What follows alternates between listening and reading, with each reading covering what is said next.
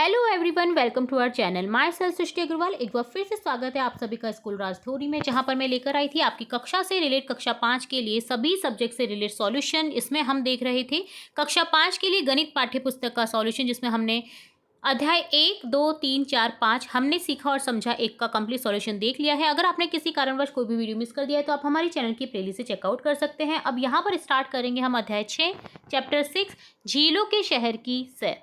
झीलों का शहर आप जानते ही होंगे, उदयपुर की बात की जा रही है। तो चलिए देखते हैं इस अध्याय में क्या कहा गया है और क्या कुछ सिखाया गया है। राजकीय उच्च प्राथमिक विद्यालय कोटा के 120 विद्यार्थी 5 शिक्षकों के साथ 5 बसों द्वारा शैक्षिक भ्रमण के लिए सिटी पैलेस उदयपुर घूमने जाते हैं। इसके लिए प्रत्येक विद्यार्थी से 500 रुपये एवं प्रत्येक शिक्षक से 750 रुपये एकत्रित किए गए। शैक्षिक भ्रमण हेतु कुल कितनी राशि एकत्रित की, तो देखिए 120 विद्यार्थी हैं, 5 शिक्षक हैं, तो 120 विद्यार्थियों से तो 500 रुपये लिए, तो 120 इंटू 500 और 5 शिक्षकों के लिए हैं 750 रुपये, तो 5 इंटू 750 हो जाएगा। तो यहाँ पर टोटल जो धन राशि है वो इकट्ठी हुई है 63,750 रुपये। प्रत्येक बस में बैठने वाले विद्यार्थी की संख्या, अब बस कितनी लगाई गई है, 5 बसें हैं, ठीक है। तो प्रत्येक विद्यार्थी कितने विद्यार्थी बैठेंगे और शिक्षक बैठेंगे, तो यहाँ पर विद्यार्थियों की बात करें तो 120 में 5 का डिवाइड कर दीजिए, 24 विद्यार्थी एक बस में बैठेंगे। भ्रमण के दौरान विद्यार्थियों का ध्यान रखने हेतु 5 शिक्षकों द्वारा विद्यार्थियों के बराबर बराबर समूह बांटने की जिम्मेदारी ली गई है। प्रत्येक शिक्षक के समूह में विद्यार्थी की संख्या है 24। पता लगाइए यदि एक शिक्षक और जाते तो प्रत्येक शिक्षक के पास कितने विद्यार्थी होते। अगर 6 शिक्षक होते तो 6 का भाग लगा दीजिए, तो 20 विद्यार्थी प्रत्येक शिक्षक के पास होते। सिटी पैलेस देखने के लिए प्रत्येक शिक्षक ने अपने समूह के लिए कुल 5,625 रुपये के टिकट खरीदे, ठीक है। टोटल धनराशि उनके पास इकट्ठी हुई 63,750, जिसमें से उन्होंने धनराशि टिकट के लिए खर्च कर दी 5,625। टिकट खरीदने के बाद शिक्षक विनोद ने अपने समूह के विद्यार्थियों से पूछा, बताओ सिटी पैलेस देखने का प्रति व्यक्ति कितने रुपए टिकट है। तो टोटल यहाँ पर समूह के लिए 5,625 के टिकट लिए हैं, तो टोटल सदस्य कितने हो गए देखिए। तो हर्षिता ने प्रति व्यक्ति टिकट राशि का इस तरह से पता लगाई है, देखिए 5,625 को 25 में डिवाइड कर दिया, तो यहाँ पर 225 आंसर मिलेगा। देवराज ने प्रति व्यक्ति टिकट का हिसाब लगाया, 5,625 में 25 का भाग लगाया 225। तो क्या हर्षिता और देवराज द्वारा निकाली गई टिकट की राशि सही है? अपने मित्रों के साथ इस पर चर्चा करें।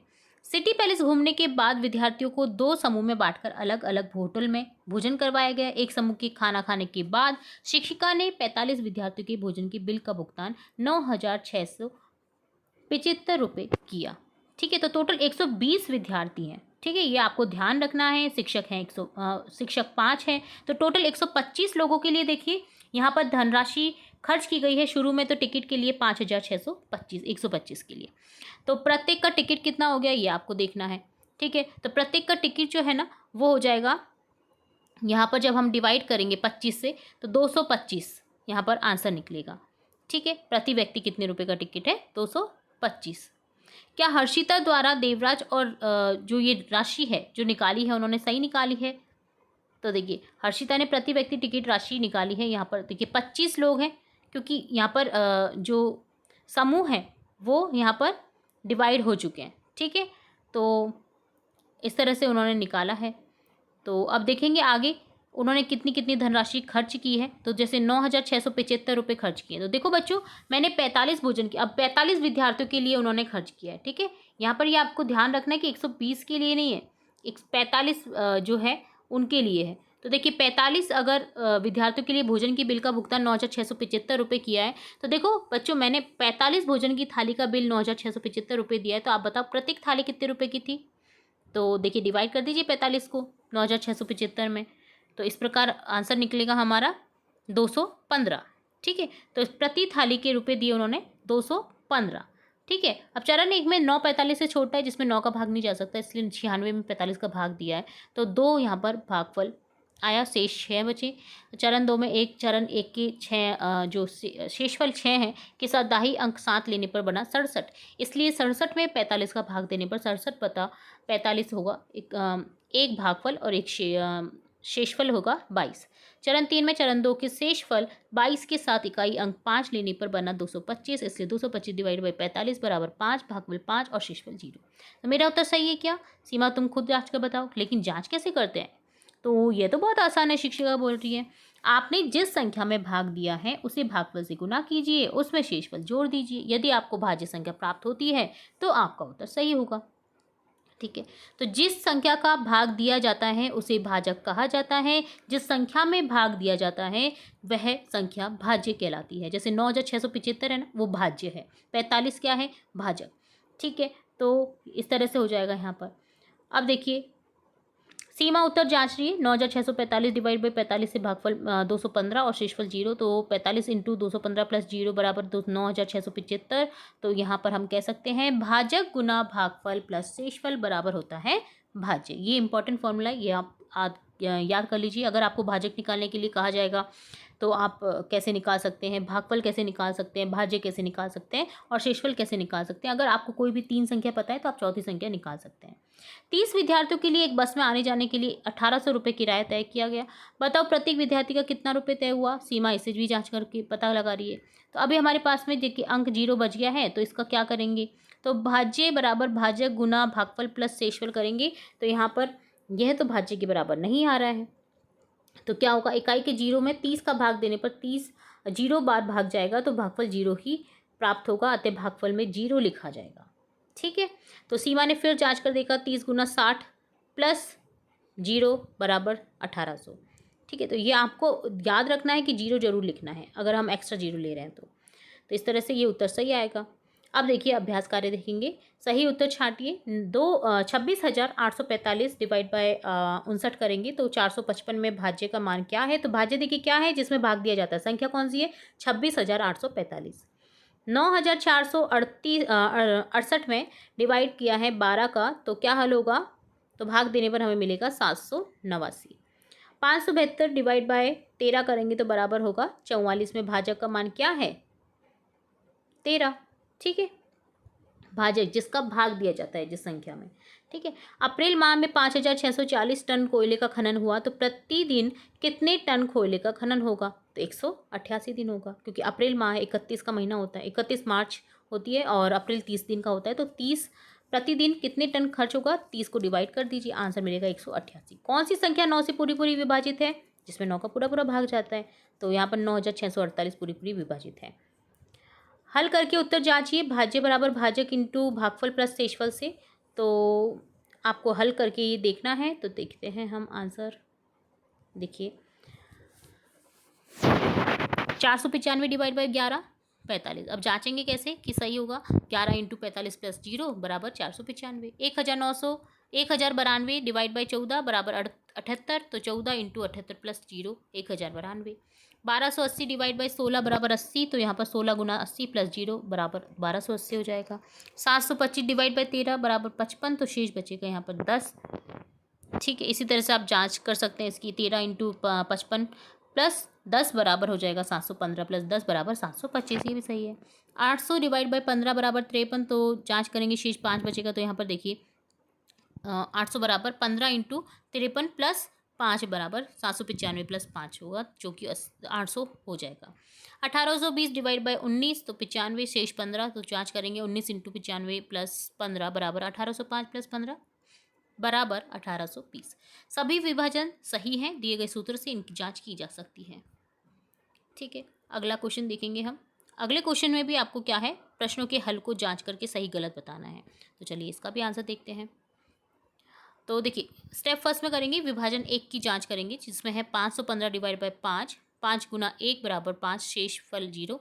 1 नीचे लाया गया, 5 गुना 0 बराबर 0। 5 नीचे लाया गया, 15 बटा 5 बराबर 3, शेषफल 0। भागफल 103 है, न कि 131, अतः ये गलत है। ठीक है, नेक्स्ट स्टेप 2 सेकंड को जांच करेंगे। 763 डिवाइड बाई 7। तो 7 गुना 1 बराबर 7, शेष 0। 6 नीचे लाया गया, 7 गुना 7 0 बराबर 0। 3 नीचे लाया गया, 63 बटा 7 बराबर 9। भागफल 109 है, अतः यह सही है। तो एक तो ऊपर वाला फर्स्ट तो गलत है और सेकंड जो है वो सही है। तो आप यहाँ पर निशान बना देंगे, ये है सही है और ये गलत है। ये तो गलत है और ये सही है। ठीक है,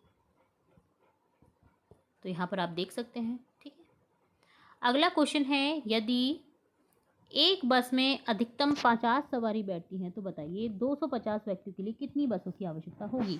8 बसों में अधिकतम कितनी सवारी आ सकती है। यदि एक जीप में 10 सवारी बैठती हैं तो 3 बसों की सवारी कितने जीपों में आएगी। तो आंसर देखेंगे यहाँ पर। तो सबसे पहले जो क्वेश्चन है उसका आंसर हो जाएगा 250 व्यक्तियों के लिए आवश्यक बसों की संख्या 250 बटा 50 बराबर 5। 8 बसों में अधिकतम सवारी ज्ञात करने के लिए देखिए 8 बसों में अधिकतम सवारी कितनी आ सकती है, 8 गुना 50 400। स्टेप 3 में आपका क्वेश्चन है जीपों की संख्या ज्ञात करना, जिसमें 3 बसों की सवारियां कितनी है, 3 इंटू 50 150 सवारी कितनी जीपों में आएंगी, 150 बटा 10 कर देंगे 15 जीपों में। ठीक है, तो 250 व्यक्तियों के लिए 5 बसों की आवश्यकता होगी। 8 बसों में अधिकतम 400 सवारी बैठ सकती है। 3 बसों की सवारियां 15 जीपों में आएगी। अगला क्वेश्चन है यहाँ पर 9th क्वेश्चन।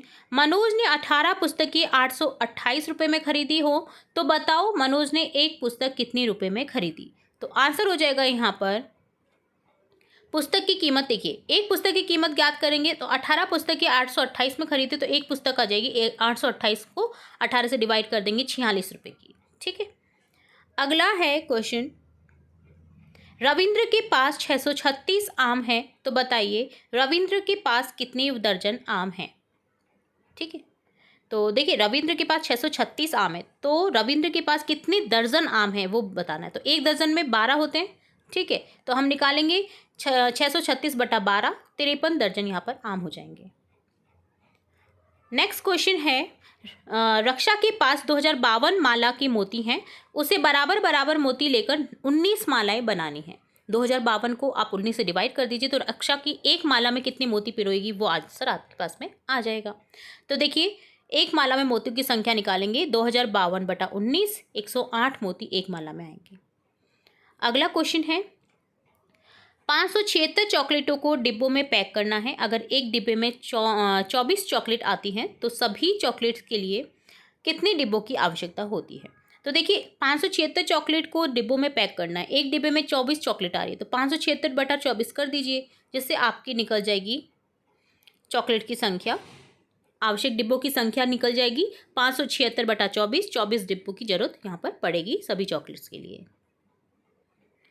अगला क्वेश्चन है मदन ने नर्सरी से 660 आम के पौधे खरीदे। वह अपने खेत में प्रत्येक पंक्ति में 15 पौधे लगाना चाहता है। वह कितनी पंक्तियों में पौधे लगा पाएगा। तो आंसर हो जाएगा यहाँ पर आम के पौधे लगाने की पंक्तियाँ। देखिए पंक्तियों की संख्या ज्ञात करेंगे 660 बटा 15, तो 44 पंक्तियों में पौधे लगा पाएगा। अगला क्वेश्चन है टीम 1 के खिलाड़ी 6 खिलाड़ियों में 150 किलो को बराबर बांटा है। ठीक है, टीम 1 के 6 खिलाड़ियों में 150 किलो को बराबर बांटा है, जबकि टीम 2 में 6 खिलाड़ियों में 192 किलो को बांटा गया है। तो बताइए किस टीम के खिलाड़ियों को ज़्यादा केले मिलेंगे और कितने ज़्यादा मिलेंगे। तो यहाँ पर आंसर लिखेंगे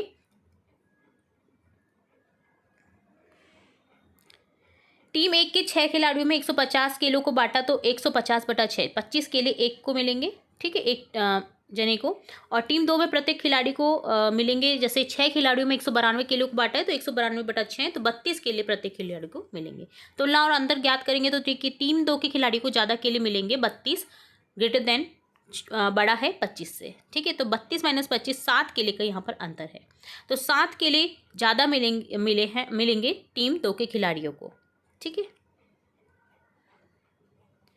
अगला है एक साधारण बस में 6 सवारियों का सलूम्बर जाने का किराया 150 रुपये है, जबकि द्रुतगामी बस में 6 सवारियों का किराया 192 रुपये है। तो बताइए किस बस का किराया अधिक है, कितना अधिक है। तो आंसर हो जाएगा यहाँ पर साधारण बस का प्रति सवारी किराया है 150 बटा 6 हो जाएगा। 6 सवारियों का 150 रुपये है तो एक सवारी का 25 रुपये। और द्रुतगामी बस का प्रति सवारी किराया है यहाँ पर 6 सवारियों का किराया 192, तो एक सवारी का निकल जाएगा 32 रुपये। तो तुलना और अंतर करेंगे तो 32 देखिए ग्रेटर देन है 25 से। द्रुतगामी बस का किराया अधिक है, 7 रुपये अधिक है।